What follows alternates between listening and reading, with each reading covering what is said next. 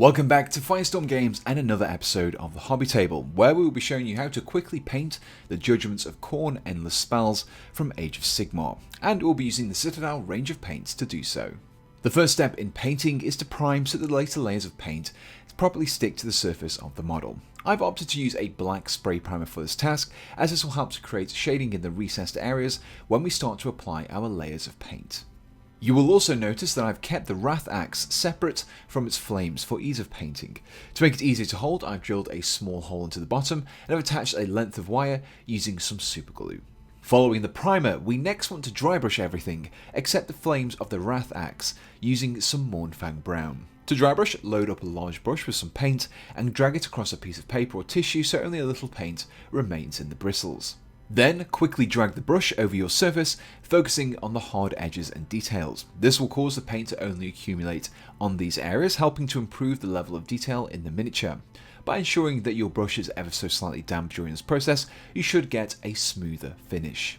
Next, we want to bring out the bone colouring of the skulls with a heavy dry brush of either Terminatus Stone or a Shabti bone. We're looking to create the effect of bleached bone, but make sure that you maintain the darker brown in the recessed areas to help enhance the detailing. For the bronze areas, we will next be using some Balthasar Gold. For the bleeding icon, apply a heavy dry brush across the metal surface, making sure not to overspill onto the dripping blood at the bottom. Additionally, using a regular brush technique, take some slightly watered down Balthasar Gold and use it to paint the icons on the skulls and the axe. Continuing with the metallics, we will next be dry brushing the axe using some Leadbelcher. By keeping the Mournfang Brown visible in some areas, we'll create the appearance of rust forming in the recessed areas. You can also use this to apply a very fine edge dry brush to the metallic part of the bleeding icon, which will help to make the metallic appear more reflective. Once you've completed this step, be sure to clean out your brushes and change your paint water to prevent any cross-contamination of metal flakes.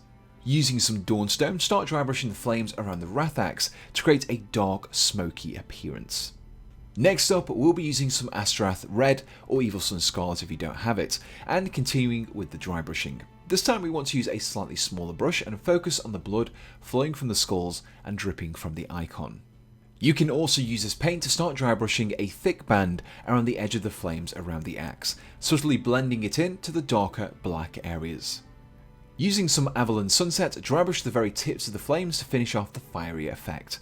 Following this step, you can also go back and pick out some of the skulls using some Terminatus Stone that we used earlier. Next up is the fun part of this tutorial. Using some blood for the blood god, you now want to apply a good layer over the areas of blood across your judgments. Once dried, you'll be left with a glossy, deep red colour, perfect for representing blood. You can also use this paint to add a few flecks to the blade of the Wrath Axe too, as well as the bleeding icon. And here we have the finished Judgements of Khorne that have been fully assembled and based with some textured paints.